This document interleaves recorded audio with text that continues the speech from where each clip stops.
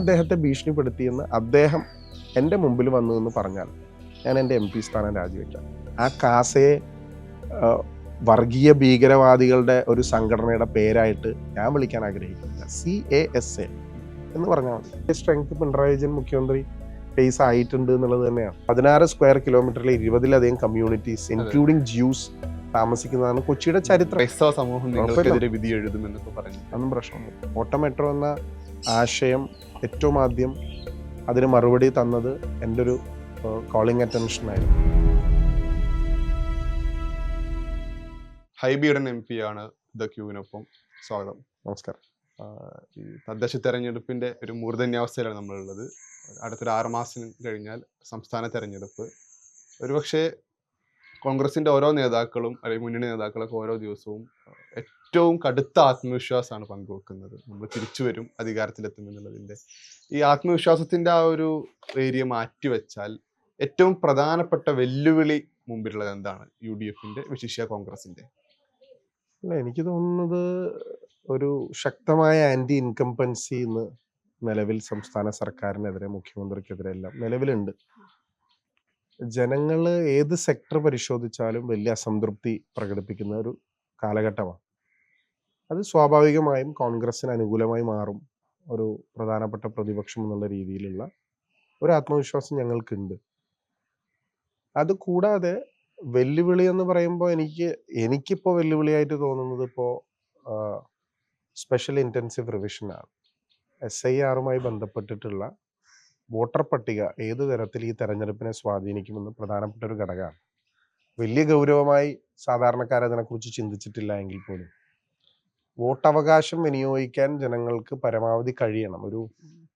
ഒരു ഡെമോക്രാറ്റിക് പ്രോസസ്സിൽ അത് ഇൻക്ലൂസീവ് ആവണം എന്ന് വിശ്വസിക്കുന്ന ഒരാളാണ്. ഒരാൾക്ക് വോട്ട് ചെയ്യാൻ ഇലക്ഷൻ കമ്മീഷൻ സഹായിക്കാൻ പറ്റുമെങ്കിൽ അങ്ങനെ സഹായിക്കാനാണ് ഇലക്ഷൻ കമ്മീഷൻ നോക്കേണ്ടത്. പക്ഷെ കഴിഞ്ഞ സ്റ്റേറ്റ്സിൽ നടന്ന SIR പ്രൊസീജിയേഴ്സും നിലവിൽ നിലനിൽക്കുന്ന SIR പ്രൊസീജിയേഴ്സും നമ്മളെ ആശങ്കപ്പെടുത്തുന്നുണ്ട്. അതാണ് ഞാൻ കാണുന്ന ഏറ്റവും വലിയ വെല്ലുവിളിയായി എനിക്ക് തോന്നുന്നത്. മറ്റ് വെല്ലുവിളികൾ എല്ലാം സംഘടനാപരമായി അതിജീവിക്കാൻ കഴിയുന്നത് മാത്രമാണ്. ഈ പൊളിറ്റിക്കൽ സാഹചര്യം നമ്മൾ തൊട്ടടുത്ത ദിവസങ്ങളിൽ ക്ഷേമ പെൻഷൻ ഉൾപ്പെടെയുള്ള സർക്കാരിന്റെ ക്ഷേമ പദ്ധതികൾ ഒരു സൈഡിൽ പ്രഖ്യാപിക്കുന്നുണ്ട്. അപ്പോൾ ഒരു തദ്ദേശ തെരഞ്ഞെടുപ്പിന്റെ ഭാഗമായി എല്ലാ വീടുകളിലും കോൺഗ്രസ് കയറുന്നുണ്ടല്ലോ. അപ്പോൾ രണ്ടാം ഘട്ടം വീടുകളിലൊക്കെ കഴിഞ്ഞിട്ടുണ്ടാവും.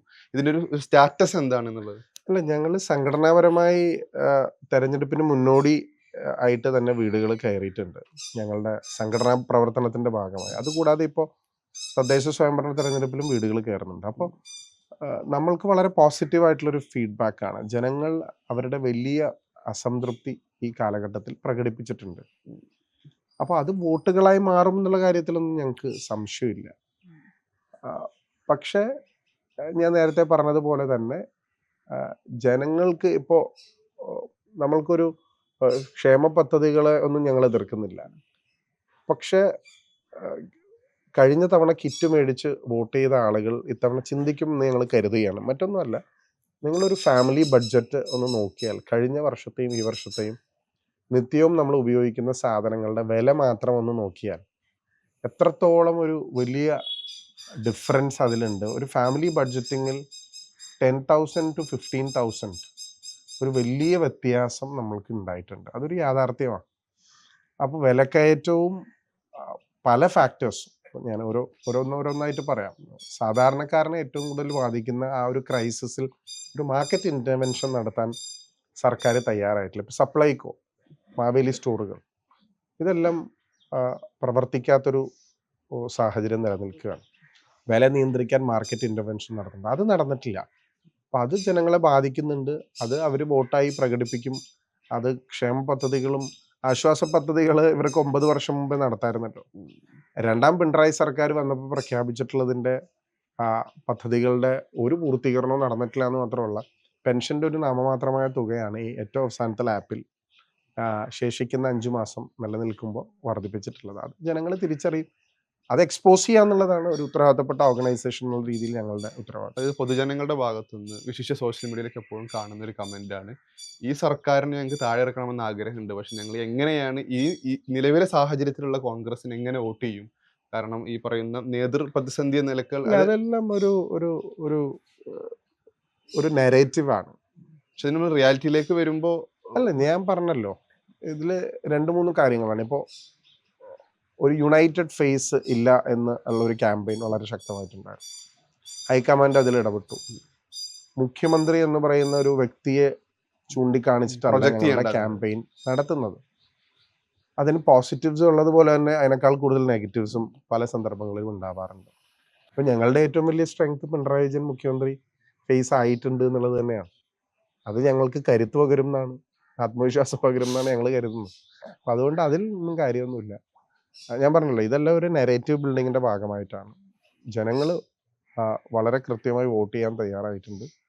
UDF ഒരു പ്രതിപക്ഷത്തിൻ്റെ സ്വാഭാവികമായി ഭരണത്തിലേക്കുള്ള കയറ്റം എന്നതിനേക്കാൾ കൂടുതൽ ഈ കാലഘട്ടത്തിൽ വളരെ ഓർഗനൈസ്ഡ് ആയിട്ട് ഒരു വിഷൻ ഡോക്യുമെന്റ് പ്രൊഡ്യൂസ് ചെയ്യാൻ ഞങ്ങൾക്ക് സാധിച്ചിട്ടുണ്ട്. ഇപ്പോൾ ഞങ്ങളെ ഹെൽത്ത് കോൺക്ലേവ് നടത്തി.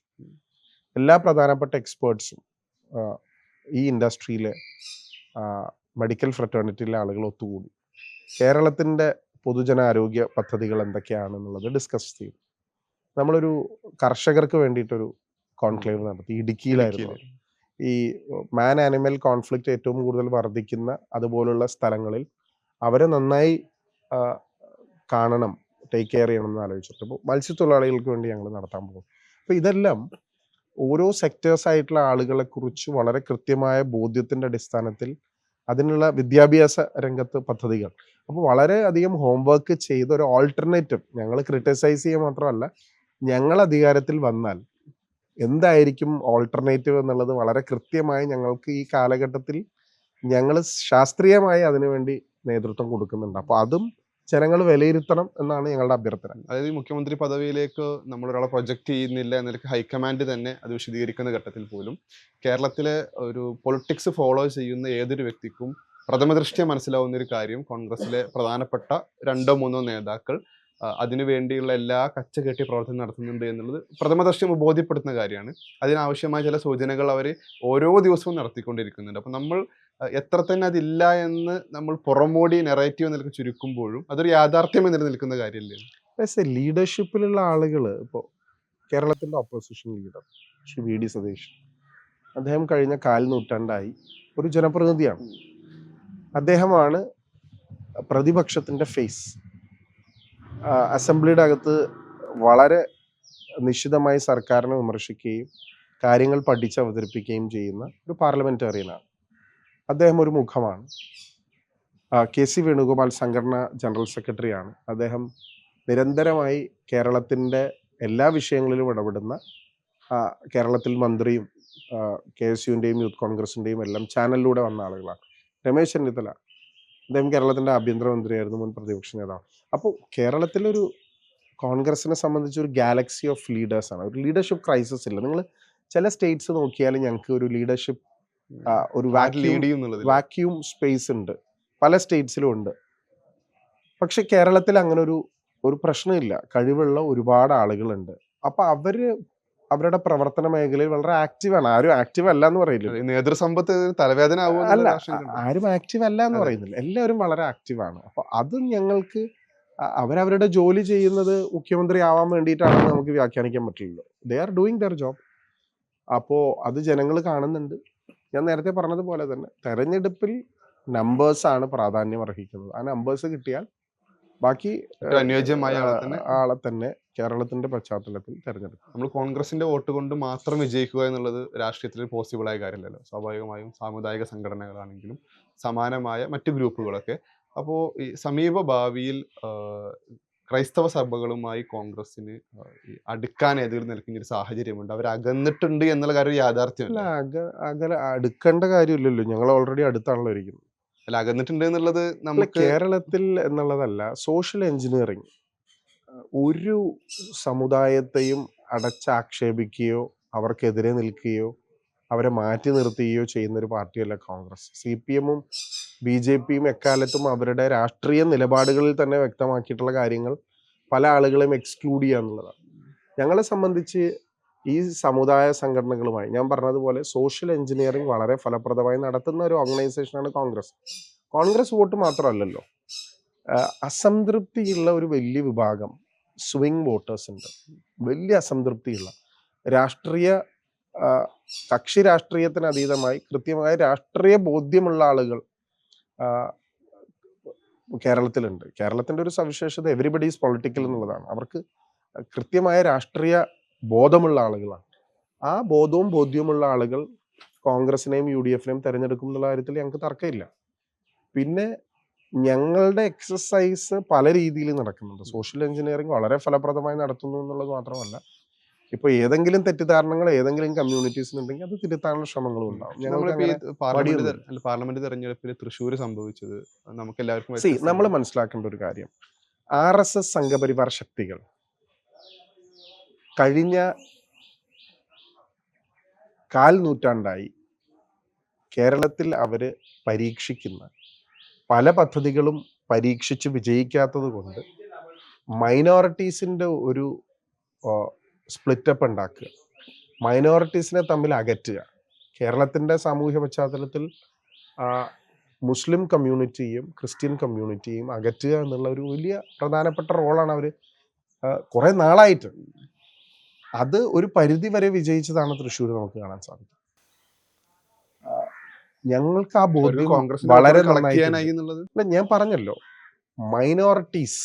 മൈനോറിറ്റീസിന്റെ വോട്ടിൽ ഈ രണ്ട് കമ്മ്യൂണിറ്റികൾ തമ്മിൽ പരമാവധി വിദ്വേഷം പടർത്തുക സംഘപരിവാർ RSS ശക്തികളുടെ ഒരു കൃത്യമായ ഒരു അജണ്ടയാണത്. അത് അവർ പരീക്ഷിച്ചുകൊണ്ടേയിരിക്കുകയാണ്. ചില വ്യക്തികൾ സ്വാഭാവികമായും ചില സന്ദർഭങ്ങളിൽ ചില വിഷയങ്ങളെ അടിസ്ഥാനപ്പെടുത്തി അതിലേക്ക് സ്വാധീനിക്കപ്പെട്ടിട്ടുണ്ട് എന്നുള്ളതൊരു യാഥാർത്ഥ്യമാണ്. ഞാൻ ഇല്ലയെന്ന് പറയുന്നില്ല. അത് നിരന്തരമായി ആ ഹേറ്റ്രഡ് വളർത്താൻ വേണ്ടിയിട്ട് ആ വിദ്വേഷം, ആ സ്ട്രാറ്റജി അവർ വർക്കൗട്ട് ചെയ്തുകൊണ്ടിരിക്കുകയാണ്.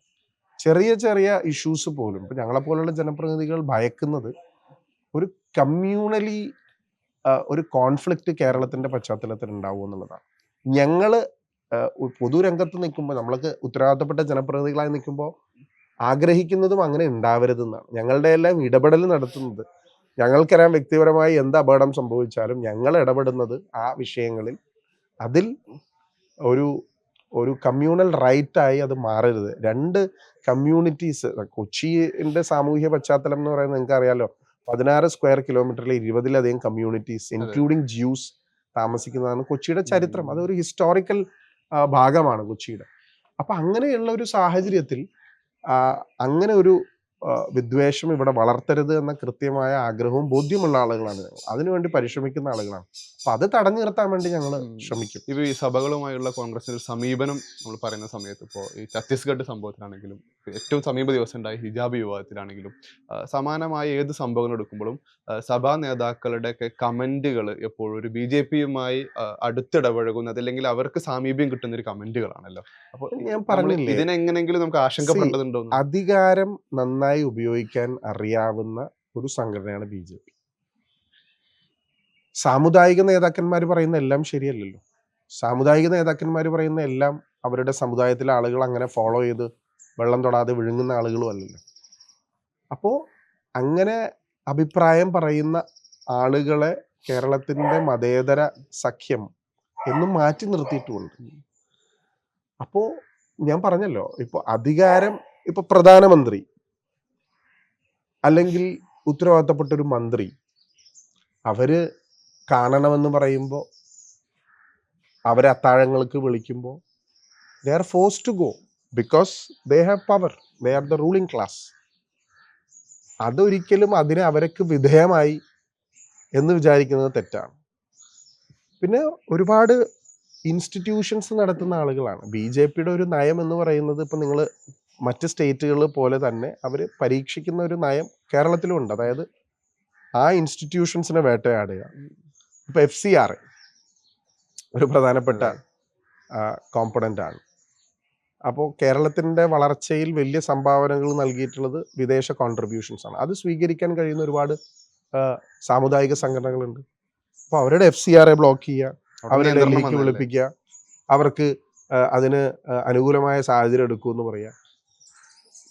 ഇന്ത്യയിലൊരു പശ്ചാത്തലം ഉണ്ടായിരുന്നു. ഇതെല്ലാം വളരെ സുലഭമായി, ഇതെല്ലാം ഒരു കമ്മ്യൂണിറ്റിയുടെ, മൈനോറിറ്റി കമ്മ്യൂണിറ്റീസിന്റെ കോൺസ്റ്റിറ്റ്യൂഷണൽ റൈറ്റായി നിലനിന്നിരുന്ന ഒരു കാലഘട്ടം ഉണ്ടായിരുന്ന അവരൊക്കെ ഓർക്കുന്നത് നല്ലതാണ്. അപ്പോൾ ഈ സമാനമായ സംഭവത്തോട് ചേർത്ത് വെക്കാവുന്നതാണ് പള്ളുരുത്തിയിലെ സ്കൂളിലുണ്ടായ വിഷയം. അതിൽ മുസ്ലിം മതസംഘടനകളുടെ പ്രധാനപ്പെട്ട പത്രങ്ങളിൽ പോലും ഹൈബി അവിടെ ഒരു കമ്മ്യൂണൽ പോളറൈസേഷൻ ഉണ്ടാക്കാൻ വേണ്ടി ഇടപെട്ടു എന്ന് പറഞ്ഞിട്ട്. പക്ഷെ നമ്മൾ ഇവിടെ ശ്രദ്ധിക്കുന്ന സമയത്ത് മുസ്ലിം കമ്മ്യൂണിറ്റിയുമായും അവരുടെ സാമുദായിക സംഘടനകളുമായിട്ടൊക്കെ ഒരു അടുത്ത ബന്ധം പുലർത്തുന്ന ആളാണ് ഹൈബി. പക്ഷേ ഇപ്പോൾ കാന്തപുരം വിഭാഗത്തിന്റെ സിറാജ് പത്രത്തിലൊക്കെ എഡിറ്റോറിയൽ തന്നെ വന്നിട്ടുണ്ടായിരുന്നു ഹൈബിയുടെ പേരെടുത്ത് വിമർശിക്കുന്ന രൂപത്തിൽ.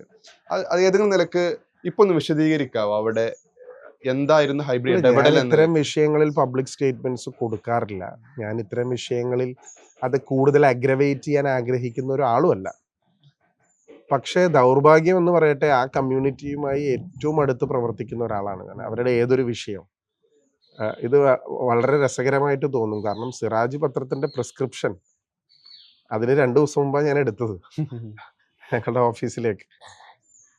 അപ്പോൾ അവിടെ ഞാൻ ഒരു ജനപ്രതിനിധി എന്നുള്ള രീതിയിൽ ഇടപെട്ടത്,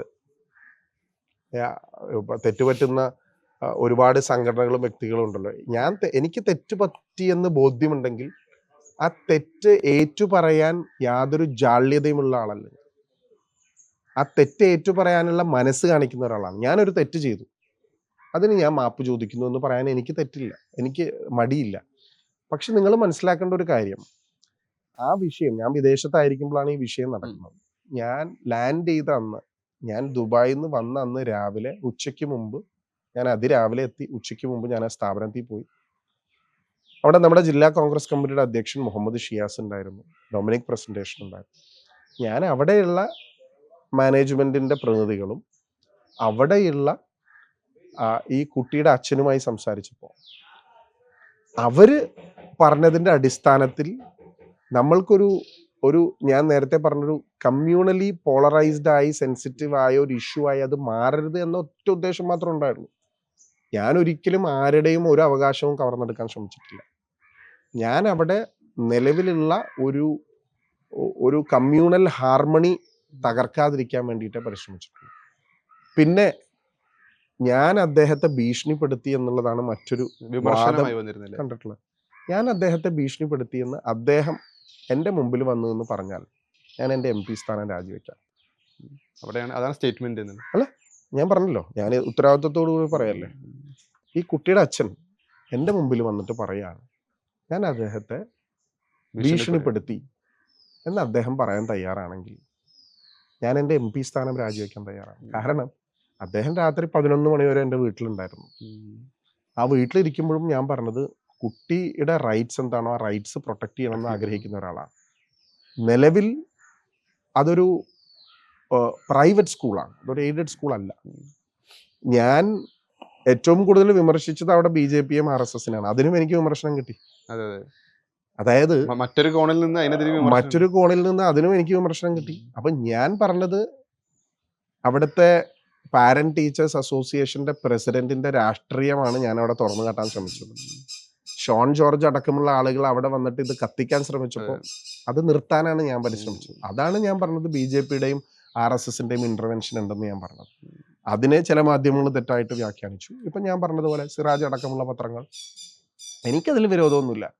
പക്ഷെ ഞാൻ ചെയ്തത് എൻ്റെ ബോധ്യത്തിൻ്റെ അടിസ്ഥാനത്തിൽ നിന്നാണ്. ഞാൻ വളരെ കൃത്യമായി എൻ്റെ ബോധ്യത്തിൻ്റെ അടിസ്ഥാനത്തിൽ ഞാൻ ചെയ്തത് ആ വിഷയത്തിലെ ഒരു ഉത്തരവാദിത്തപ്പെട്ട ജനപ്രതിനിധി എന്നുള്ള രീതിയിൽ കമ്മ്യൂണലി സെൻസിറ്റീവ് ആയിട്ടുള്ളൊരു വിഷയം അതിനെ കത്തിക്കണ്ട, അത് മുതലാക്കാൻ നിൽക്കുന്ന ഫാഷിസ്റ്റ് സംഘടനകൾക്ക് നമ്മൾ വളം വെച്ച് കൊടുക്കണ്ട എന്നുള്ള വളരെ ക്ലിയർ ആയിട്ടുള്ള ഇൻറ്റൻഷൻ ആയിരുന്നു. പിന്നെ ഞാൻ ആരെങ്കിലും ഭീഷണിപ്പെടുത്തിയെന്നോ, ഞാൻ ആരെങ്കിലും പ്രഷറൈസ് ചെയ്തു എന്നോ, ഞാൻ ആരെങ്കിലും സ്വാധീനിക്കാൻ ശ്രമിക്കുന്നു എന്നോ, ആ വന്ന ഗ്രൂപ്പ് ഓഫ് പാരൻസിൽ ആരെങ്കിലും ഒരാൾ എൻ്റെ മുമ്പിൽ വന്ന് പറയട്ടെ. ഞാൻ പറഞ്ഞില്ലേ, ഞാനതിൽ പിന്നെ ഒരു സമുദായം നടത്തേണ്ട, ഒരു കമ്മ്യൂണിറ്റി നടത്തേണ്ട ഒരു പത്രത്തിനെതിരെ പറയണ്ടെന്ന് വെച്ചിട്ടുണ്ട്. ഞാൻ അതിനു മുമ്പ് 2 ദിവസം മുമ്പാണ് ഇവിടെ ഉത്തരവാദിത്തപ്പെട്ട ആളുകളുടെ മുമ്പിൽ അതിന്റെ പ്രിസ്ക്രിപ്ഷൻ കൊടുത്തത്. അപ്പൊ അതൊന്നും ജനങ്ങൾക്ക്, എറണാകുളത്തെ ജനങ്ങൾക്കും കേരളത്തിലെ മതേതര വിശ്വാസികൾക്കും ഞാൻ ചെയ്യുന്നത് എന്താണെന്ന് ബോധ്യമുണ്ട്. ഇപ്പൊ ഞാൻ ഏതെങ്കിലും ഒരു സ്റ്റേറ്റ്മെന്റ് കൊടുത്തിട്ടുണ്ട്, അല്ലെങ്കിൽ ഞാൻ മീഡിയയുടെ മുമ്പിൽ സംസാരിച്ചിട്ടുണ്ട്. മീഡിയയുടെ മുമ്പിൽ എന്നോടൊപ്പം നിന്നത് അദ്ദേഹം കൂടിയല്ലേ. ഞാൻ RSS BJPയുടെ ഇന്റർവെൻഷൻ പറഞ്ഞത് ഞാൻ ആ പാരന്റ് ടീച്ചേഴ്സ് അസോസിയേഷന്റെ പ്രസിഡന്റിന്റെ ഏകപക്ഷീയമായ നിലപാടിനെ കൂടി വിമർശിച്ചുകൊണ്ടാണ്. എൻ്റെ അടുത്ത് നിന്നല്ല അദ്ദേഹം പറഞ്ഞത്. അദ്ദേഹം NDA സ്ഥാനാർത്ഥിയായി. അതെ ഞാൻ പറഞ്ഞത്. അപ്പൊ എൻ്റെ തൊട്ടടുത്ത് നിന്നല്ല അദ്ദേഹം ഈ പാരന്റ് സംസാരിച്ചത്. അപ്പൊ എന്നെ അറിയാവുന്ന ആളുകൾ ഞാനൊരു ഭീഷണിപ്പെടുത്തുന്ന ആളാണെന്ന് പറയുന്ന എനിക്ക് തോന്നുന്നില്ല. ഇത് പറയുകയാണെങ്കിൽ നമുക്ക് ഈ വിഷയത്തിലും ഇതിനു മുമ്പുണ്ടായ മുനമ്പം വിഷയത്തിലും സമാനമായി കാസയുടെ നേരിട്ടുള്ള അറ്റാക്ക് ഹൈബിക്ക് ഞാൻ അതിലൊന്നും കമന്റ് ചെയ്യുന്നില്ല. കാരണം ഞാൻ അതിനെ അങ്ങനെ വിളിക്കാൻ പോലും, കാസ എന്താണെന്ന് നിങ്ങൾക്ക് അറിയാമോ? കാസ എന്ന് പറയുന്നത് വളരെ വിശുദ്ധമായ, ക്രൈസ്തവര് വിശ്വസിക്കുന്ന വിശുദ്ധമായ ഒരു ഉൽപ്പന്നമാണ് കാസ എന്ന് പറയുന്നത്. ആ കാസയെ വർഗീയ ഭീകരവാദികളുടെ ഒരു സംഘടനയുടെ പേരായിട്ട് ഞാൻ വിളിക്കാൻ ആഗ്രഹിക്കുന്നില്ല. CASA എന്ന് പറഞ്ഞാൽ മതി. CASA അതാണ് ആ സംഘടനയുടെ പേര്. കാസ എന്ന് പറയുന്നത് വളരെ മൂല്യമായ, പരിശുദ്ധമായ ഒന്നാണ്. അത് ഏതെങ്കിലും BJP ഹാൻഡിലുകളിൽ നിന്ന് കൈകാര്യം ചെയ്യുന്ന സാമൂഹ്യ മാധ്യമങ്ങളുടെ പേരായിട്ട് ഞാൻ വിളിക്കാൻ ആഗ്രഹിക്കുന്നില്ല. എനിക്കെതിരെ അവർ എത്ര വേണമെങ്കിലും വിമർശിച്ചോട്ടെ, എനിക്കൊരു പ്രശ്നമില്ല. പക്ഷെ ഇത്തരം സംഘടനകൾ നടത്തുന്ന ഇടപെടലുകൾ എന്ന് പറയുന്നത് അത് ഫണ്ട് ചെയ്യുന്നത് BJP ആണ്. അത് ഉണ്ടാക്കുന്നത് കമ്മ്യൂണൽ പോളറൈസേഷനാണ്. അതിന് അവർക്ക് വ്യക്തമായ, കൃത്യമായ, ഞാൻ നേരത്തെ പറഞ്ഞ ഉദ്ദേശ ലക്ഷ്യങ്ങളുണ്ട്. അത് അവരുടെ രാഷ്ട്രീയത്തിന്റെ ഭാഗമാണ്. അത് അവർ കൊണ്ടുപോയിക്കോട്ടെ. പക്ഷെ നമ്മുടെ ഭരണഘടനയ്ക്ക് വിരുദ്ധമായ, നമ്മളുടെ കോൺസ്റ്റിറ്റ്യൂഷനെതിരായിട്ടുള്ള വർഗീയ ധ്രുവീകരണം ഉണ്ടാക്കാൻ ശ്രമിക്കുന്നതിന് അധികാരികൾ, ഇപ്പം ഞാനൊരു വ്യക്തി മാത്രമാണ്, എന്നെ അറ്റാക്ക് ചെയ്യുന്നതിൽ കുഴപ്പമില്ല. പക്ഷെ അത് അവർ ഇൻസ്റ്റിറ്റ്യൂഷൻസ് അത് തിരിച്ചറിയുമെന്ന് ഞാൻ പ്രതീക്ഷിക്കുന്നു. ഹൈബി വ്യക്തിപരമായി ടാർഗറ്റ് ചെയ്യുന്ന രൂപത്തിൽ ഇപ്പൊ ഈ മുനമ്പം വിഷയത്തിലൊക്കെ ഓഫീസിന്റെ മുമ്പിൽ ബോർഡ് വെച്ച് ക്രൈസ്തവ സമൂഹം നിങ്ങൾക്കെതിരെ വിധി എഴുതുമെന്നൊക്കെ പറഞ്ഞിട്ട് ഒന്നും പ്രശ്നമൊന്നും. അതായത് അത് ഏതെങ്കിലും നിലക്ക് ജനങ്ങളല്ലേ വിധി എഴുതുന്നത്? എൻ്റെ 4 തെരഞ്ഞെടുപ്പുകളിലും ജനങ്ങളല്ലേ വിധി എഴുതിയത്? ആ ജനങ്ങളുടെ വിധിയിൽ വിശ്വാസമുള്ളതാണല്ലോ നമ്മൾ തെരഞ്ഞെടുപ്പുകളിൽ മത്സരിക്കുന്നത്. ആ ജനങ്ങളുടെ വിശ്വാസം എനിക്കില്ലെങ്കിൽ തെരഞ്ഞെടുപ്പ് പ്രവർത്തനം അവസാനിപ്പിക്കും. അതിലാരുടെയും ഇതൊന്നുമില്ലല്ലോ, അതിലൊന്നും കാര്യമൊന്നുമില്ല. ഞാൻ KSUവിൽ വന്ന ആളാണ്, ഞാൻ KSUവിൽ വളർന്ന ആളാണ്. എൻ്റെ പിതാവിനൊരു വലിയ രാഷ്ട്രീയ പശ്ചാത്തലമുണ്ട്. എറണാകുളത്തെ ജനങ്ങൾക്ക് അത് ബോധ്യമുണ്ട്. ഞാൻ വിദ്യാർത്ഥി സംഘടനയുടെ ഓൾ ഇന്ത്യ പ്രസിഡന്റ് ആയിരുന്ന ആളാണ്. ഞാൻ 4 വട്ടം ഇപ്പോൾ ജനപ്രതിനിധിയായി. ഇതിൽ കൂടുതൽ വലിയ ആഗ്രഹമൊന്നുമില്ല. ഈ 2 തവണ MLA-യും ഇപ്പൊ 2ാം തവണ MP-യുമാണ്. സ്വാഭാവികമായും 27ാമത്തെ വയസ്സിൽ ഒരു ജനപ്രതിനിധിയായി വരുന്ന സമയത്ത് ആ സമയത്ത് ഒരു പ്രായത്തിന്റെ ഒരു വിഷനും കൂടി ഉണ്ടാവുമല്ലോ. ഈ നഗരത്തെ നമ്മുടെ ഒരു കാഴ്ചപ്പാട് കൂടി ഉണ്ടാവും. ഒരു 15 വർഷം മുമ്പ് നമ്മുടെ വിഷൻ വെച്ച് നോക്കുകയാണെങ്കിൽ നമുക്ക് എന്ത് ചെയ്യാനായി എന്നുള്ളൊരു ആ കാഴ്ചപ്പാടൊന്ന് ഷെയർ ചെയ്യാം. അല്ല, കൊച്ചി നഗരത്തിന് വലിയ നേട്ടങ്ങൾ കൈവരിക്കാൻ സാധിച്ചിട്ടുണ്ട്. പക്ഷെ ഇനിയും കൊച്ചിക്ക് ഒരുപാട് പൊട്ടൻഷ്യൽ ഉണ്ട്. ഒരു ടൂറിസം കേന്ദ്രം എന്നുള്ള രീതിയിൽ ഇനിയും നമ്മൾ അൺലീഷ് ചെയ്യേണ്ട ഒരു വലിയ നഗരമാണ്. ഇപ്പോൾ എല്ലാ ഗ്ലോബൽ റേറ്റിംഗ്സിലും മാഗസിൻസിലും ടൂറിസം ഡെസ്റ്റിനേഷൻസിലും എല്ലാം കൊച്ചി ഇടം പിടിച്ചിരിക്കുകയാണ്. കൊച്ചി ട്രെൻഡിങ് ഡെസ്റ്റിനേഷൻസിൽ ഒന്നായി മാറിയിരിക്കുകയാണ്. ഇപ്പോൾ ആനന്ദ് മഹീന്ദ്രയുടെ ട്വീറ്റ്, അതെ, കടമക്കുടി. അപ്പോൾ കടമക്കുടി ആണെങ്കിലും നമ്മുടെ ബാക്ക് വാട്ടേഴ്സ് ആണെങ്കിലും ഒരുപക്ഷെ ആലപ്പുഴയേക്കാൾ മനോഹരമായ കാഴ്ചകൾ കാണാൻ സാധിക്കുന്നു. ഇപ്പോൾ വാട്ടർ മെട്രോ വന്നതിന് ശേഷം, വാട്ടർ മെട്രോ എന്ന ആശയം ഏറ്റവും ആദ്യം അതിന് മറുപടി തന്നത് എൻ്റെ ഒരു കോളിംഗ് അറ്റൻഷൻ ആയിരുന്നു. AFD ഫണ്ടിങ്ങിൻ്റെ കാര്യവും എല്ലാ വിശദാംശങ്ങളും ശ്രീ തിരുവഞ്ചൂർ രാധാകൃഷ്ണനായിരുന്നു മന്ത്രി. വാട്ടർ മെട്രോ നമ്മളെ ടൂറിസം പൊട്ടൻഷ്യൽ ഒരുപാട് വർദ്ധിപ്പിച്ചു. ഒരുപാട് ഡെസ്റ്റിനേഷൻ ടൂറിസം ഇടങ്ങളുണ്ട് നമുക്ക് അൺലീഷ് ചെയ്യാനുള്ള. പക്ഷേ നമുക്ക് വേണ്ടത്ര പിന്തുണ ഫോർട്ട് കൊച്ചിയുടെയും മട്ടാഞ്ചേരിയുടെയും എല്ലാം പൈതൃകം നിലനിൽക്കുമ്പോൾ അതിനൊരു പിൽഗ്രിമേജ് ടൂറിസം പോലെ തന്നെ ഒരുപാട് ചരിത്ര പ്രാധാന്യമുള്ള സ്ഥലങ്ങളെ കൂട്ടിയിണക്കാനുമെല്ലാം ഒരുപാട്, ഞാൻ പറഞ്ഞില്ല, ഒരുപാട് അൺലീഷ് ചെയ്യേണ്ട ഒരുപാട് പൊട്ടൻഷ്യലുള്ള നഗരമാണ് Kochi. In terms of infrastructure ആണെങ്കിലും ഇൻ ടേംസ് ഓഫ് ടൂറിസം ആണെങ്കിലും അതിനേക്കാളും എല്ലാം അപ്പുറം ഒരു സ്വപ്നം കാണേണ്ട ഒരു നഗരമാണ് കൊച്ചി. ഇൻഫ്രാസ്ട്രക്ചറും ടൂറിസവും പോലെ തന്നെ നമുക്ക് സർവീസ് സെക്ടറും ഒരുപാട് തൊഴിലവസരങ്ങൾ സൃഷ്ടിക്കാനും കഴിയുന്ന ഒരു നഗരമാണ് കൊച്ചി. അത് ഇന്ന ഫോക്കസ് എന്നുള്ളതല്ല. പിന്നെ നഗരം നേരിടുന്ന വലിയ വെല്ലുവിളി ക്ലൈമറ്റ് ചേഞ്ചാണ്. ഇനിയുള്ള കാലത്ത് എയർ ക്വാളിറ്റി ഇൻഡെക്സും, ഇപ്പം ഞാനും മിനിഞ്ഞാന്ന് നമ്മളുടെ ഗൂഗിൾ സെർച്ച് ചെയ്തപ്പോൾ 166 ആണ്. 0 to 50 എന്ന് പറയുന്നത് ഗുഡും 50 to 100 എന്ന് പറയുന്നത് ആവറേജും 50 to 150 100 to 150 എന്ന് പറയുന്നത് ബാഡുമാണ്. 150 അങ്ങോട്ട് അൺഹെൽത്തി എന്നാണ്. ആ അൺഹെൽത്തി സെക്ടറിലാണ് മിനിഞ്ഞാന്ന് 166 ആയിരുന്നു നമ്മുടെ AQI. അപ്പോൾ ഡൽഹി പോലെ എല്ലാ മെട്രോ നഗരങ്ങളും പോലെ നമ്മൾ നേരിടുന്ന ഒരു വലിയ ക്രൈസിസ്. ഈ നഗരം എക്സിസ്റ്റ് ചെയ്യോ? 1 മീറ്റർ ബിലോ സീ ലെവലിലുള്ള ഒരു നഗരം എക്സിസ്റ്റ് ചെയ്യോ എന്നുള്ള ഒരു വലിയ ചോദ്യമുണ്ട്. അപ്പം നമ്മുടെ വിഷനും നമ്മുടെ വികസനവും എല്ലാം ഇറ്റ് ഷുഡ് ബി ഇൻക്ലൂസീവ് എന്ന് ആഗ്രഹിക്കുന്ന ഒരാളാണ്. ഈ നഗരത്തിന്റെ ഒരു ഡിസൈൻ പ്രോബ്ലമാണ് നമ്മുടെ ഇവിടുത്തെ ബസ്സുകൾ എന്ന് പറയുന്നത്.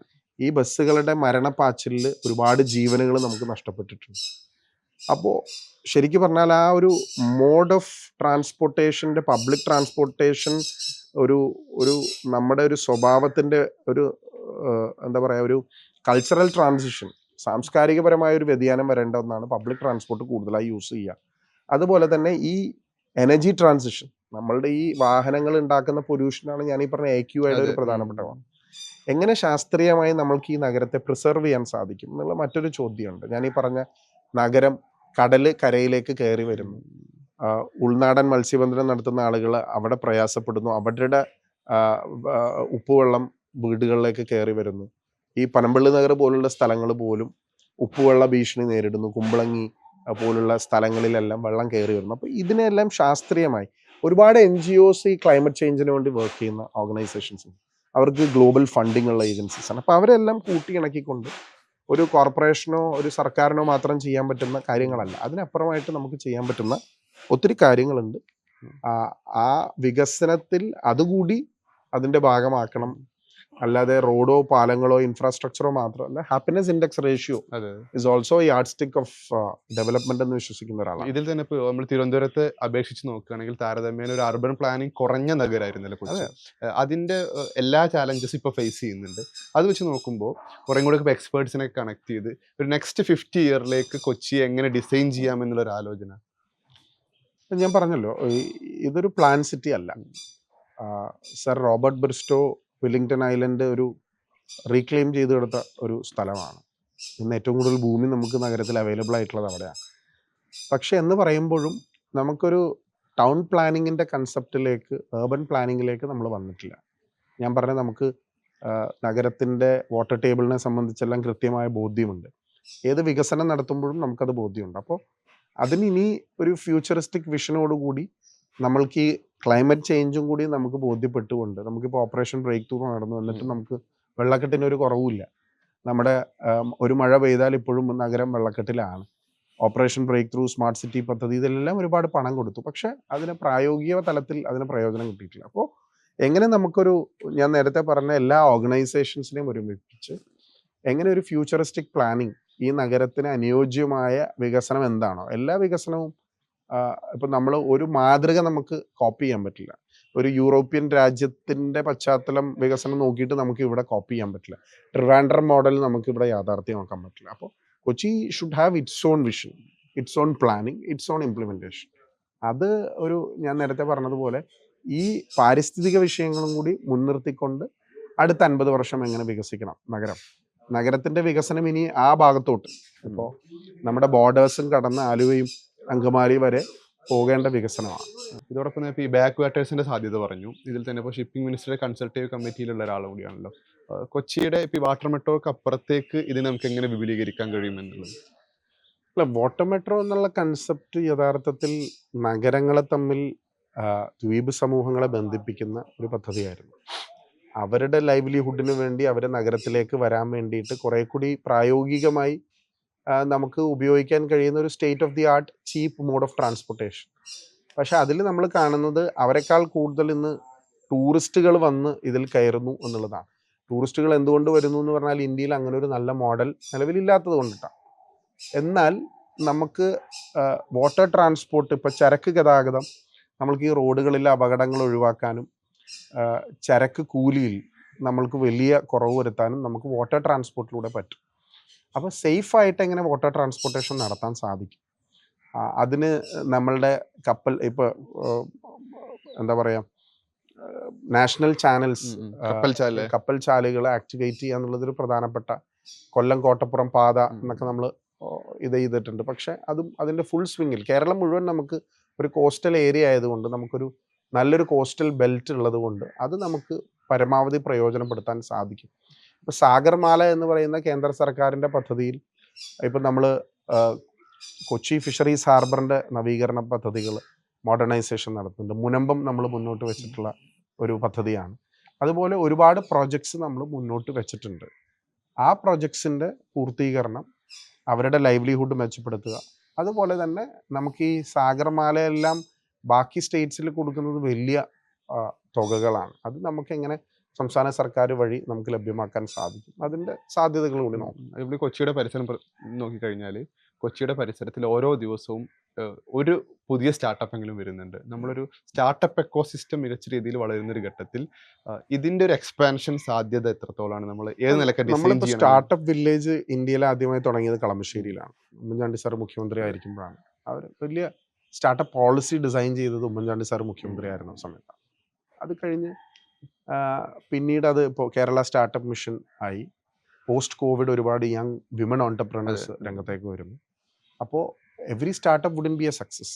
പക്ഷെ അതിൽ നിന്ന് നമ്മൾക്ക് യൂണിക്കോൺസ് ഉണ്ടാക്കാൻ സാധിച്ചാൽ, അതിൽ നിന്ന് മെച്ചപ്പെട്ട സ്റ്റാർട്ടപ്പുകൾ വന്നാൽ വളരെ നല്ല കാര്യമാണ്. അതിൽ ഒരു സ്റ്റാർട്ടപ്പ് എക്കോസിസ്റ്റം കേരളത്തിൽ ഉണ്ടായി എന്നുള്ളതൊരു പ്രധാനപ്പെട്ട ആസ്പെക്റ്റാണ്. അത് കൊച്ചി ഒരു ഹബ്ബായി മാറി എന്നുള്ളൊരു പ്രധാനപ്പെട്ട ഇതാണ്. ഇപ്പോൾ ഒരുപാട് ഗ്ലോബൽ IT കമ്പനീസിൻ്റെ ബ്രാഞ്ചസിലേക്ക് 2 ടയർ സിറ്റി ആയ കൊച്ചി ഒരു 2 ടയർ സിറ്റിയാണ്. ഇപ്പോൾ നമുക്കിപ്പോൾ ഹൈദരാബാദോ ബാംഗ്ലൂരോ ബോംബെയോ അവിടെയെല്ലാം ഉള്ള IT വ്യവസായം എന്ന് പറയുന്നത് അവർക്കിപ്പോൾ റോട്ടിൽ നീങ്ങാൻ പറ്റാത്തൊരവസ്ഥയാണ്. അപ്പോൾ അവരെല്ലാം അവരവരുടെ നാടുകളിലേക്ക് തിരിച്ചു വരുന്നു. അപ്പോൾ ഇൻ ദാറ്റ് ടേംസ് കൊച്ചിക്കൊരു വലിയ സ്പേസ് ആ രംഗത്തുണ്ട്. പൊതുവെ രാഷ്ട്രീയക്കാർക്ക് കാണാത്തൊരു കാര്യമാണ് മിക്ക വീക്കെൻഡുകളിലും ഒരു കാഷ്വൽ സ്യൂട്ട് ഇട്ട് തിയേറ്ററുകളിൽ സ്ഥിരമായി വരുന്ന ടിക്കറ്റ് എടുക്കുന്ന ഹൈബിയെ കാണാറുണ്ട്. എറണാകുളത്ത് പ്രധാനപ്പെട്ട തിയേറ്ററുകളിലും. പൊതുവെ രാഷ്ട്രീയക്കാർ അത്തരം ഒരു ചിത്രത്തിൽ കാണാറില്ല. ഈ കൾച്ചറൽ പരിപാടികൾ കുറച്ചും കൂടി ആക്റ്റീവ് ആണല്ലോ. അത് ഏത് തരം ആ ഒരു താല്പര്യം എങ്ങനെയാണ്? അല്ല, സിനിമ നമ്മളുടെ ജീവിതത്തിൻ്റെ ഒരു ഭാഗമല്ലേ. സിനിമ തരുന്ന ആശയം എന്ന് പറയുന്നത്, സിനിമ മേക്കിംഗ് എനിക്ക് ഭയങ്കര ഇഷ്ടമുള്ളൊരു കാര്യമാണ്. കാരണം നമ്മുടെ സമൂഹത്തിൻ്റെ ഒരു വലിയ പരിച്ഛേദമാണ് സിനിമ. അത് ഓരോ ഫിലിം മേക്കേഴ്സ് അവരുടെ ഐഡിയ പ്രസൻറ്റ് ചെയ്യുന്നത് നമ്മൾ മിസ് ഔട്ട് ചെയ്യുന്ന, നമ്മളൊരു ജനപ്രതിനിധി എന്നുള്ള രീതിയിൽ കാണാത്ത ഒരുപാട് കാഴ്ചകൾ പലപ്പോഴും ഈ സിനിമയിൽ നമുക്ക് കാണാൻ സാധിക്കും. ചിലപ്പോൾ അതൊരു നമ്മുടെ പാസ്റ്റ് ആയിരിക്കും, ചിലപ്പോൾ പ്രസൻ്റ് ആയിരിക്കും, ചിലപ്പോൾ ഫ്യൂച്ചർ ആയിരിക്കും. സിനിമയിലെല്ലാം ഉണ്ട്. പിന്നെ ഞാനൊരു മൂവി ബഫാണ്. അതുകൊണ്ട് തന്നെ പരമാവധി സിനിമകൾ രാത്രി സമയങ്ങളിൽ ലേറ്റ് നൈറ്റ് ഷോസ് കണ്ട് തീർക്കുക എന്നുള്ളത്. ഇപ്പം ഇന്ന് എക്കോ കാണാൻ പോവാണ്. അപ്പോൾ അത് ഒരു എൻ്റെ ഒരു ജീവിതത്തിൻ്റെ ഭാഗമാണ്. എൻ്റെ ജീവിതത്തിൻ്റെ ഒരു ഭാഗമാണ് സിനിമ. ഇപ്പം ഇന്ന് രാത്രി 9:30 വരെ എനിക്ക് കൺവെൻഷൻസ് ഉണ്ട്. 10:30 ശേഷം സിനിമയ്ക്ക് പോകും. അപ്പോൾ എൻ്റെ ജീവിതത്തിൻ്റെ ഒരു ഭാഗമാണ് സിനിമ. പിന്നെ കൊച്ചി ഒരു വലിയൊരു, ഇപ്പം മുസരീസ് ബിനാലെ ഉണ്ടാക്കിയിരിക്കുന്ന ഒരു ഇക്കണോമിക് ഇമ്പാക്റ്റ് വളരെയാണ്. ക്രിയേറ്റീവ് ഇക്കോണമി എന്ന് പറയുന്ന ഒരു സംഭവം ശരിക്കുണ്ട്. നമ്മളിപ്പോൾ ഇൻഫ്രാസ്ട്രക്ചറിൽ ഇൻവെസ്റ്റ് ചെയ്യുന്നതിനേക്കാൾ കൂടുതൽ ഇപ്പോൾ റാമോജി ഫിലിം സിറ്റി പോലെ കോവിഡിന് ശേഷം OTT റിലീസുകൾ വന്നതിന് ശേഷം നെറ്റ്ഫ്ലിക്സിലും ആമസോൺ പ്രൈമിലും ഹോട്ട്സ്റ്റാറിലും ഒക്കെ പാൻ ഇന്ത്യൻ വ്യൂവർഷിപ്പാണ് മലയാളം സിനിമയ്ക്കുള്ള അക്സെപ്റ്റൻസ്. ഫാഫ മൂവീസ് എന്നൊക്കെ പറയുന്നത് വളരെ ഫേമസ് ആണ് ഇപ്പോൾ. അപ്പോൾ അവർക്ക് വേണ്ടി ആ മൂവി ഇൻഡസ്ട്രിയും കൾച്ചറൽ ഇൻഡസ്ട്രിയിലും നമ്മുടെ ഇൻവെസ്റ്റ്മെന്റ് എന്ന് പറയുന്നത് ഒരു ഫ്യൂച്ചറിസ്റ്റിക് ഇൻവെസ്റ്റ്മെന്റ് ആണ്. അത് ക്രിയേറ്റ് ചെയ്യാൻ പോകുന്ന ഒരു ജോബ് പെർസ്പെക്റ്റീവും അത് ക്രിയേറ്റ് ചെയ്യാൻ പോകുന്ന മറ്റു തൊഴിലിടങ്ങളും ചെറുതല്ല. അപ്പോൾ ഞാൻ നേരത്തെ പറഞ്ഞതുപോലെ കൊച്ചിയുടെ ഒരു സാമൂഹ്യ സാംസ്കാരിക പശ്ചാത്തലവും കൂടിയുണ്ട്. അതിൽ മുസരീസ് ബിനാലെ വന്നു, ടൂറിസം വളർന്നു, ഫോർട്ട് കൊച്ചിയും മട്ടാഞ്ചേരിയുടെയും പൈതൃകമുണ്ട്. ഈ നഗരത്തിന് ഒരുപാട് historical and heritage aesthetic values ഉണ്ട്. അത് പ്രിസർവ് ചെയ്യാന്നുള്ളത് ഞാൻ കഴിഞ്ഞ ദിവസം പറഞ്ഞൊരു കാര്യമാണ്. പ്രാഗ് പോലുള്ള നഗരങ്ങൾ, പുരാതന നഗരങ്ങൾ എങ്ങനെയാണ് അവർ പ്രിസർവ് ചെയ്തതെന്ന് പഠിക്കേണ്ട ഒരു കാര്യമാണ്. അപ്പോൾ അത് നമ്മുടെ ഒരു സംസ്കാരത്തിന്റെ ഭാഗമായതുകൊണ്ട് തന്നെ I always try to be a part of it. ഇതിൽ തന്നെ ഇപ്പോൾ നമ്മൾ കോൺഗ്രസിലേക്ക് വരികയാണെങ്കിൽ വയനാട് ഫണ്ട് വിവാദവുമായി ബന്ധപ്പെട്ട് ഏറെ വിമർശനം കോൺഗ്രസ് വരുന്നുണ്ട്. അപ്പോൾ സംസ്ഥാന സർക്കാർ അവിടെ ടൗൺഷിപ്പ് ഡിസംബറിൽ കൈമാറുമെന്ന് പറയുന്നുണ്ട്. കോൺഗ്രസ് പിരിച്ച പണം എത്രയാണെന്നോ അതല്ലെങ്കിൽ പദ്ധതിയുടെ സ്റ്റാറ്റസ് എന്താണെന്നുള്ള കാര്യത്തിൽ ഒരു ഗവൺമെന്റ് ഒരു സ്റ്റേറ്റ് റൂൾ ചെയ്യുമ്പോൾ ഗവൺമെന്റിന്റെ റൂൾസിനനുസരിച്ച് ഞങ്ങൾക്ക് വീട് പണിയാൻ പറ്റുള്ളൂ. തെലങ്കാന സർക്കാരും കർണാടക സർക്കാരും ഭൂമി വേണമെങ്കിൽ ഭൂമി വാങ്ങാം, അതിനുള്ള പണം തരാം, 100 വീടുകൾ വെച്ചു കൊടുക്കാം എന്ന് ആ റെസ്പെക്റ്റീവ് സർക്കാരുകൾ പറഞ്ഞിട്ടുണ്ട്. ഈ സർക്കാരുകൾ എന്ന് പറയുന്നത് വെറുതെ പ്രഖ്യാപനം നടത്തുന്ന സർക്കാരുകളല്ല. ഈ സർക്കാർ എന്നാണ് രേവന്ത് റെഡ്ഡിയുടെയും സിദ്ധരാമയ്യയുടെയും 2 പവർഫുൾ ഓർഗനൈസേഷൻ ഗവൺമെൻറ്റ്സ് ആണ്. അവർ അവരുടെ വാക്ക് അവർ പറഞ്ഞത് പാലിക്കും. നമ്മളൊരു ഗവൺമെൻറ് ഭൂമിയിൽ, ഗവൺമെൻറ് അലോട്ട് ചെയ്യുന്ന ഭൂമിയിൽ അവർ തരുന്ന ഡിസൈനിൽ നമ്മൾ പണിയാൻ തയ്യാറാണ്. അതിനുള്ള ഇത്ര വീടുകളുടെ എണ്ണവും ഞങ്ങൾ കൃത്യമായി പറഞ്ഞിട്ടുണ്ട്. അത് സമയബന്ധിതമായി അത് തന്നാൽ ഞങ്ങൾക്കത് പണിത് കൊടുക്കുന്നതിൽ ഒരു പ്രയാസമില്ല. ഞങ്ങൾ ആ കമ്മിറ്റ്മെൻറ്റിനോട് ചേർന്ന് തന്നെ നിൽക്കും. അത് വരും ദിവസങ്ങളിൽ നിങ്ങൾക്ക് ബോധ്യപ്പെടുന്നൊരു കാര്യം. ഗവൺമെൻറ്റിൻ്റെ വീഴ്ച, ഇത്രയും നാളായിട്ട് ഗവൺമെൻറ്റിൻ്റെ വീഴ്ച മറച്ചു വയ്ക്കാൻ അവരുടെ യൂത്ത് ഓർഗനൈസേഷൻസ്, യൂത്ത് കോൺഗ്രസിനെ ആരോപിക്കുന്നതിലൊന്നും ഒരു കാര്യമില്ല. ശരിക്കും പറഞ്ഞാൽ ഞങ്ങൾക്കെല്ലാം സർക്കാരിൻ്റെ തലയിൽ കെട്ടിവെച്ച് പോവാം. ഞങ്ങൾ സർക്കാരിൻ്റെ തലയിൽ കെട്ടിവെക്കാതെ ഒരു ദുരന്ത ഭൂമിയിൽ ഉത്തരവാദിത്തപ്പെട്ട ഒരു പ്രസ്ഥാനം എന്നുള്ള രീതിയിൽ കോൺഗ്രസിൻ്റെ കോൺട്രിബ്യൂഷൻസ് സമീപ പ്രദേശത്തുള്ള ഞങ്ങളുടെ സർക്കാരുകൾ വഴിയും ഞങ്ങൾക്ക് KC വേണുഗോപാൽ അതിലൊരു നിർണായകമായ ഘടകമാണ്. അദ്ദേഹം കോൺഗ്രസിന് കൺട്രോൾ ചെയ്യുന്നൊരു ജനറൽ സെക്രട്ടറി എന്നുള്ള രീതിയിൽ തന്നെ അദ്ദേഹം പറഞ്ഞതുകൊണ്ടാണ് ഈ 2 സർക്കാരുകളും ഇതിന് തയ്യാറായിട്ട് ഭാഗമാവുന്നില്ലേ? അപ്പോൾ അത് നമ്മൾ അപ്രീഷിയേറ്റ് ചെയ്യാണ് ചെയ്യേണ്ടത്. ഞാൻ പറഞ്ഞല്ലോ, ഭൂമി കാണിച്ചു തന്നാൽ പണം കൊടുത്ത് ഭൂമി വാങ്ങാൻ ഈ 2 സർക്കാരും തയ്യാറാണ്. വീട് അവർ പ്രിസ്ക്രൈബ് ചെയ്യുന്ന വീട് 100 വെച്ച് കൊടുക്കാൻ തയ്യാറാണ്. അപ്പോൾ അതൊന്നും സർക്കാർ അതിന് മുൻകൈ എടുക്കാതെ KPCCയുടെ അത് വീട് പദ്ധതി അത് തന്നെ ഞാൻ പറഞ്ഞത്. അത് നമ്മൾക്ക് അലോട്ട് ചെയ്ത ഭൂമിയിലല്ലേ, ഇപ്പൊ ഇന്ത്യൻ യൂണിയൻ മുസ്ലിം ലീഗ് അലോട്ട് ചെയ്ത ഭൂമിയിലല്ലേ അവർക്ക് വെക്കാൻ പറ്റത്തുള്ളൂ. ഗവൺമെന്റിന് നമ്മൾ ഒരു ഗവൺമെന്റ് എന്ന് പറയുന്ന ഒരു സിസ്റ്റം നിൽക്കുമ്പോൾ നമുക്കൊരു സ്ഥലത്ത് കൊണ്ട് വീട് വെക്കാൻ പറ്റില്ല. ഗവൺമെന്റ് നമുക്ക് അലോട്ട് ചെയ്ത് തരുന്ന ഭൂമിയിൽ, ഈ ഭൂമിയിലാണെന്ന് അവർ പറയുന്ന അനുസരിച്ചാണ് ചെയ്യുന്നത്. അവരുടെ പ്രശ്നം എന്ന് പറഞ്ഞാൽ അവർക്ക് ഇതിൽ സക്സസ്ഫുൾ ആകാൻ പറ്റാത്തത് കൊണ്ട് അവരുടെ പ്രോജക്റ്റ് കഴിഞ്ഞിട്ട് മതി വേറെ ഏത് പ്രോജക്റ്റും എന്നുള്ള ഒരു രാഷ്ട്രീയ ലക്ഷ്യമായിട്ട് മുന്നോട്ട് പോകുന്നുണ്ടുള്ളൊരു പ്രശ്നം മാത്രമുള്ളൂ. അതിൽ I don't think people has bought that. അതെ, ഈ ഹൈബി വളരെ ചെറിയ പ്രായത്തിൽ തന്നെ രാഷ്ട്രീയത്തിന്റെ ഭാഗം ഒരാളാണല്ലോ. നമ്മൾ ഇപ്പൊ നോക്കുന്ന സമയത്ത് ഹൈബിയുടെ ഒരു സെക്കൻഡ് ജനറേഷൻ രാഷ്ട്രീയത്തോട് എത്രത്തോളം താല്പര്യം കാണിക്കുന്നുണ്ട്? പൊതുവായ സോഷ്യൽ മീഡിയയിൽ എപ്പോഴും കാണുന്ന ഒരു കമന്റ് ആണ്, രാഷ്ട്രീയക്കാർ ഈ ഒരു പണം അടിച്ചു മാറ്റുന്ന ആളുകളാണ്, അവരുടെ മക്കളെ വളരെ സേഫായി വിദേശത്തേക്ക് പഠനത്തിനും അവരെ സെറ്റിൽ ചെയ്യാനും പറഞ്ഞയക്കുന്നു. ഈ ഒരു സോഷ്യൽ മീഡിയ കൾച്ചർ ഉണ്ടല്ലോ രാഷ്ട്രീയവുമായി ബന്ധപ്പെട്ട്. അല്ല, അത് തെറ്റാണ്. അത് ശരിക്ക് വിമർശിക്കുന്ന ആളുകൾ, സോഷ്യൽ മീഡിയയിൽ കമൻറ്റ് ചെയ്യുന്ന ആളുകൾ, they should also be ready to take up responsibilities. രാഷ്ട്രീയം എല്ലാ മേഖലകളും കറപ്റ്റ് ആകുന്നത് പോലെ രാഷ്ട്രീയവും കറപ്റ്റ് ആയിട്ടുണ്ട്. Media is projecting something like politics is corrupt, politicians are corrupt എന്നുള്ളൊരു ഒരു സ്വിങ്ങിൽ ഒരു നെറേറ്റീവ് ക്രിയേറ്റ് ചെയ്യുകയാണ്. പക്ഷെ ഇപ്പോൾ മംദാനിയുടെ റീസെൻറ്റ് ന്യൂയോർക്ക് ഇലക്ഷൻസ് നോക്കിയാൽ a lot of young people are being influenced, a lot of educated people are being influenced. അപ്പോൾ ഓരോ കാലഘട്ടത്തിൽ ഉണ്ടായ ഒരു സ്റ്റുഡൻറ് ലീഡർഷിപ്പിൽ നിന്നുള്ള ആളുകളുടെ കൊഴിഞ്ഞുപോക്ക്, കോടതി വിധികൾ സ്റ്റുഡൻറ് യൂണിയൻ ഇലക്ഷൻസിനെ റെസ്ട്രിക്റ്റ് ചെയ്യുന്നതും സ്റ്റുഡൻറ് പോളിറ്റിക്സ് ബാൻ ചെയ്യുന്നതും ന്യൂക്ലിയർ ഫാമിലി സിസ്റ്റവും എല്ലാം രാഷ്ട്രീയത്തെയും ചെറുപ്പക്കാരുടെ എൻട്രിയെയും ബാധിച്ചിട്ടുണ്ട്. അതിൽ എൻ്റെ ഒരു ഇതെന്ന് പറയുന്നത്, ചെറുപ്പക്കാർ ഏത് ഐഡിയോളജി, ഞാൻ കോൺഗ്രസ് എന്നല്ല പറയുന്നത്, ഏത് ഐഡിയോളജി ഇൻക്ലിനേഷൻ ഉള്ള ആളുകളാണെങ്കിലും they should be a part of politics, not just parliamentary politics, even organisational politics. അതിൽ വന്നിട്ട് they should make the system clean, they should be a part of the political decision making class. ചെറുപ്പക്കാർ വരണം, അവർ involve ചെയ്യണം. അതിൽ ഏത് സെക്ടറിലുമുള്ള അഴിമതി പോലെ പുഴുക്കുത്തുകൾ എല്ലായിടത്തും ഉണ്ടാവും. പക്ഷേ എഗെയിൻ ഞാൻ നേരത്തെ പറഞ്ഞ പോലെ ലോകത്ത് മുഴുവൻ നടക്കുന്ന പൊളിറ്റിക്സ് നമ്മളെല്ലാം ഇൻഫ്ലുവൻസ് ചെയ്യുന്നത് പോലെ ഇപ്പോഴുള്ള റീസെൻറ്റ് ഡെമോക്രാറ്റിക്കൽ കാൻഡിഡേറ്റ് മംദാനിയുടെ പോലുള്ള വിക്ടറീസ് ഒരുപാട് ചെറുപ്പക്കാരെ ഇൻഫ്ലുവൻസ് ചെയ്യുന്ന ഞാൻ കരുതുകയാണ്.